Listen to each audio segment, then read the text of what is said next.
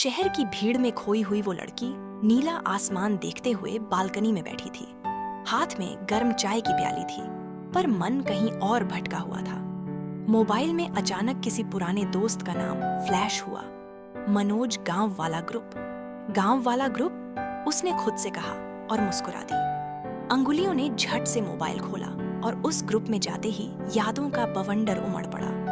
गांव, करोंधीपुर, पूर्वांचल की मिट्टी की खुशबू से भरा एक छोटा सा गांव। वो दिन जब गर्मियों की छुट्टियां होती थीं और स्कूल से मुक्ति मिलती थी, तो एक ही ख्वाहिश होती थी, चलिए आम चुराने। गर्मी के दिन पसीने से भीगे बदन और नंगे पांव धूल में दौड़ते हम सब दोस्त, मैं, राधा, मनोज, बिट्टू, रिंकू और गुड्डी। हमारा सबसे प्रिय ठिकाना था काका का बड़ा सा बाग, जहां एक बूढ़ा लेकिन फलदार आम का पेड़ था।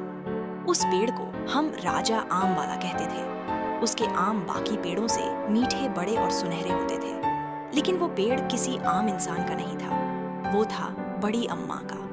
बड़ी अम्मा यानी गांव की सबसे सख्त और सबसे गुस्सैल बुजुर्ग महिला। कहते थे उन्होंने अंग्रेजों को भी अपने डंडे से भगा दिया था।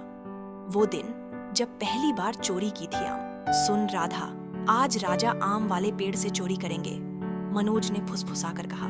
पगला गए होगा? बड़ी अम्मा सुन ली तो मैंने घबरा कर कहा, अरे तू मत डर, बिट्टू पहरा देगा, रिंकू डंडा हिलाएगा, तू और मैं पेड़ पर चढ़ेंगे। मनोज की आंखों में शरारत थी और बस वही हुआ। दोपहर की कड़ी धूप में जब सब दोपहरिया नींद में होते थे, हम 5 दोस्त चुपचाप बड़ी अम्मा के बाग में घुसे।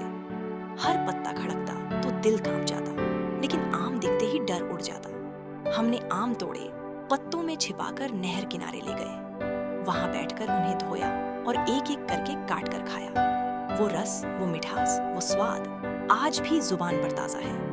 वो डांट और फिर वो मिठास एक बार बड़ी अम्मा ने पकड़ ही लिया। अरे चोरी के पुड़िया, कहाँ जा रहे? आम के पेड़ पर से झूले भी उतरवा दिए थे, अब चोरी भी। हम सब सुन्न खड़े थे, हाथ में आम, पांव में कांटे, चेहरा धूल से सना। पर फिर बड़ी अम्मा ने कुछ नहीं कहा, बस मुस्कुराई और धीरे से कहा, खाली आम ही चुराओ, मन चुराना मत। तब समझ में नहीं आया था, पर आज लगता है वो आखिरी बार मुस्कुराई थी। अब शहर की दुनिया में राधा आज एक मल्टीनेशनल कंपनी में काम करती है। दिन भर लैपटॉप, मीटिंग्स और डेडलाइंस के बीच उलझी रहती है। पर उस दिन जब ग्रुप में मनोज ने एक फोटो भेजी, वही आम का पेड़, पर अब सूखा पड़ा था। उस फोटो ने जैसे राधा की रूह को झकझोर दिया। उसने तुरंत कॉल किया, मनोज, क्या पेड़ सच में सूख गया? हाँ राधा, बड़ी अम्मा के जाने के बाद किसी ने पानी नहीं डाला, अब तो गांव भी बदल गया है। राधा फूट फूट कर रो पड़ी। पेड़ की मौत एक युग की विदाई थी। फिर एक वादा। राधा ने छुट्टी ली, गांव गई। पैरों में वही धूल लगी, लेकिन मन में एक अलग सी शांति थी। वो आम का पेड़ अब बेजान था, लेकिन उसने उसी जगह एक नया पौधा लगाया।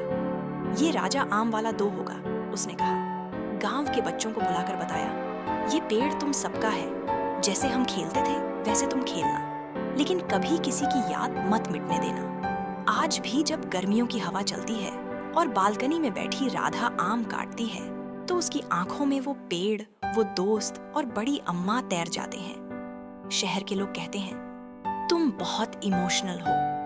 राधा सिर्फ मुस्कुरा देती है, क्योंकि वो जानती है गांव सिर्फ एक जगह नहीं होता, वो दिल की वो जगह होती है जहां बचपन अमर रहता है।